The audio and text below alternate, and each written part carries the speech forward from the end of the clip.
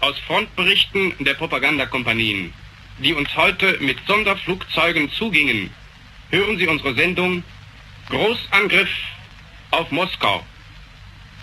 Der heutige Bericht des Oberkommandos der Wehrmacht meldet: Als Vergeltung für die bolschewistischen Luftangriffe auf die offenen Hauptstädte der Verbündeten Bukarest und Helsinki griff die Luftwaffe in der letzten Nacht erstmalig Moskau an.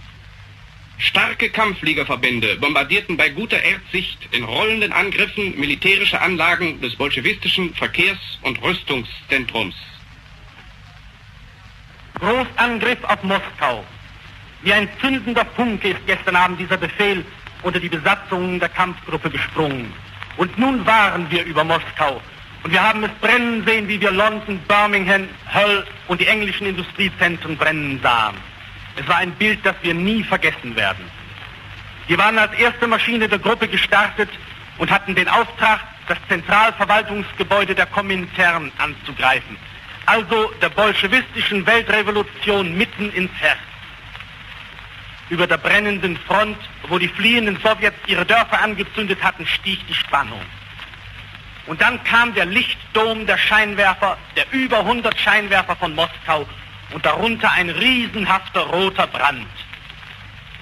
Wir waren die erste Maschine der Gruppe, aber vor uns mussten schon viele andere Gruppen da gewesen sein, denn das Regierungsviertel von Moskau brannte an allen Ecken und Enden. Wir gingen tiefer, unter uns zog sich das helle Band der Moskwa.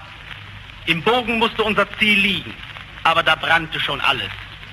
Es hätte keinen Zweck gehabt, unsere Bomben noch da hineinzuwerfen in dieses Feuermeer. Also Ausweichziel angreifen, ein Elektrizitätswerk im Südwesten der Stadt. Und dann fielen unsere Brandbomben. Das ist ein eigenartiges Gefühl, und wenn man es nicht erlebt hat, kann man es sich kaum vorstellen.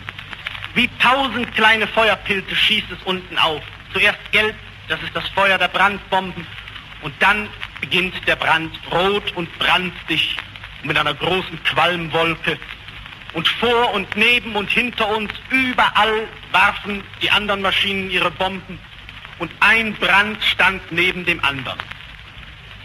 Als wir uns auf den Heimweg machten, haben wir noch viele Kilometer weit diesen riesenhaften Brand von Moskau gesehen. Und nun sind wir zurückgekommen und wollen hören, was die anderen Maschinen, die nach uns gestartet sind, gesehen haben. Ich gehorsam vom Feindflug zurück. Es war mein 128. Feindflug. Erfreulich deshalb, weil wir nunmehr endlich nach Moskau fliegen durften. So, dann schildern Sie kurz, was Sie auf Ihrem 128. erlebt haben, Peter. Erfreulich, dass wir erkennen konnten, dass die Infanterie bereits schon weit über Smolensk hinaus ist. Man konnte es sehen an den weißen Leuchtraketen und an den Bränden, die wir klar ausmachen konnten. Das Ziel selber, als wir hinkamen, brannte schon völlig. Aber trotz alledem waren auch noch kleinere Ziele gut zu erkennen, und diese wurden von uns belegt. Wo haben Sie angegriffen, Peter? Ich habe in dem Südteil der Stadt, in dem Bogen der Moskwa, angegriffen. Und mit welcher Wirkung? Mit recht guter Wirkung. Die Brandbomben fielen mitten ins Ziel und hinterließen noch blutrote Brände. Haben Sie außer Brandbomben noch Bomben schweren Kalibers geworfen? Jawohl, wir haben sogar ganz schwere Kaliber geworfen. Da kommt gerade Hauptmann von Norweg rein. Was haben Sie drüben erlebt, Norweg? Ich war auf dem Feindflug zurück. Ich habe von den Brandwirkungen einen außerordentlich guten Eindruck gehabt.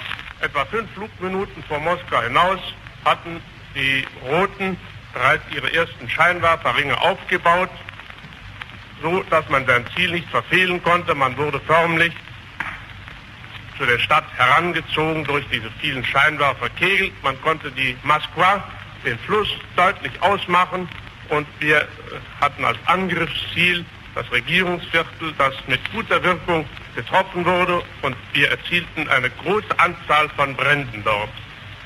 Dankeschön.